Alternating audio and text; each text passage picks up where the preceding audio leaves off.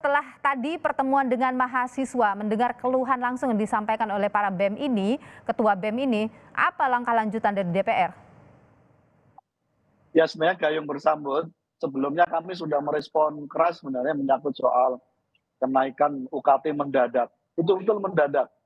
Kami pun di Komisi 10 cukup kaget sekali dengan ada skema baru kenaikan UKT.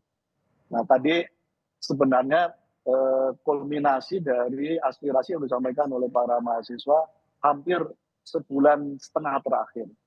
Kami tadi sampaikan salah satu respon yang kami ingin cepat direspon oleh pemerintah, kita minta pemerintah terutama Kemendikbud untuk mencabut Permen nomor 2 tahun 2024. Karena di situ mengatur terkait dengan standar UKT atau standar satuan pembiayaan.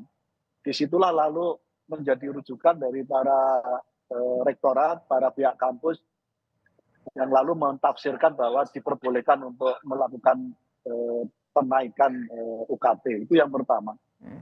Yang kedua, kebetulan 2 hari sebelumnya, karena kebetulan kami baru masuk masa sidang kelima ini, kami merespon terkait dengan dinamika pembiayaan pendidikan kita yang terus naik ini.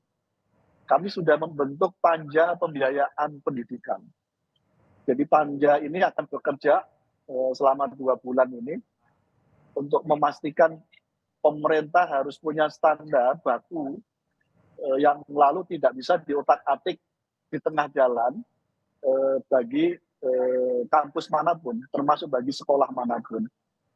Indeks biaya pendidikan kita ini penting untuk ditetapkan oleh pemerintah supaya volume APBN kita betul-betul diafirmasi untuk pendidikan. 20% pendidikan kita yang setara itu dengan 665 triliun, yang dikelola oleh Kemendikbud hanya 85 triliun. Jadi masih jauh sekali, dan itulah lalu kenapa termasuk berisiko terhadap pembiayaan pemerintah terhadap perguruan tinggi. Ini yang kedua. Yang ketiga, kami ingin mempertegas cara pandang Kemendikbud melalui Prof. Cicik bahwa pendidikan tinggi adalah tertiary education. Itu dalam banyak hal salah itu tidak relevan lagi untuk disampaikan. Kalau cara pandang ini dipakai oleh Kemendikbud, itu berisiko betul bagi masa depan anak-anak kita untuk bisa melanjutkan jenjang perguruan tinggi. Karena itu kita minta statement itu untuk bisa dicabut dan diklarifikasi supaya clear bahwa cara pandangnya jangan menempatkan pendidikan tinggi hanya sebagai tertiary education. Itu nggak relevan lagi untuk dipakai standar itu. Bahkan semestinya dengan indeks tadi itu, angka rasio yang sangat masih kecil itu, semestinya menjadi picu bagi pemerintah untuk menaikkan anggaran pendidikan yang semestinya menjadi hak warga negara kita. Kemendikbud akan dipanggil untuk kemudian segera merevisi misalnya atau membicarakan lebih detail soal anggaran pendidikan ini. Panja pembiayaan pendidikan sudah kita bentuk dan mulai minggu depan kita akan memanggil pihak Kemendikbud. Karena kita ingin semua hasil rekomendasi panja yang rencana hanya 2 bulan ini, biasanya agak panjang panja, tapi ini kita perpendek, supaya semua asumsi APBN tahun 2025 sudah menggunakan cara baru dan menggunakan alokasi baru. Kalau tidak, pasti akan tidak ada penyelesaian. Karena itu kita menuntut, sebenarnya isu soal 20% sudah lama terus kita suarakan. Tapi sekali lagi belum menemukan momentumnya. Tadi saya sampaikan 85 triliun itu keseluruhan Prof. Cecep. Yang untuk perguruan tinggi hanya 35 triliun. Nah, apalagi itu kan. Ini kalau DPR mendorongnya mau gimana nih?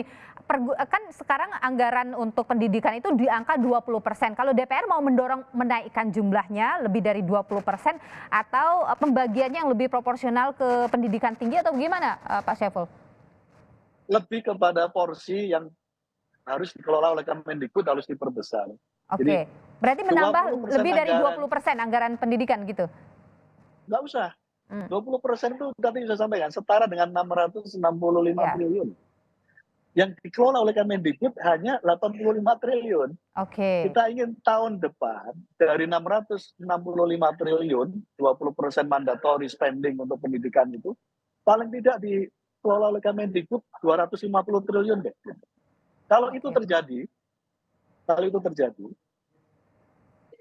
biaya operasional yang bisa diberikan pemerintah kepada kampus-kampus kita bisa sesuai dengan kebutuhan. Karena tidak akan ada lagi judul mahasiswa protes gara-gara UKT dinaikkan dan bahkan mendadak seperti tahun ini. Atau tidak bisa lanjut kuliah karena masalah UKT yang begitu tinggi. Itu kan yang jadi ini. Tapi itu hal yang possible tidak sih Pak Saiful? Mungkin tidak itu kemudian bisa dialokasikan untuk anggaran 2025? Sangat mungkin. Kalau ada komitmen bersama bahwa soal pendidikan adalah prioritas dan tulang punggung masa depan kita, sangat mungkin.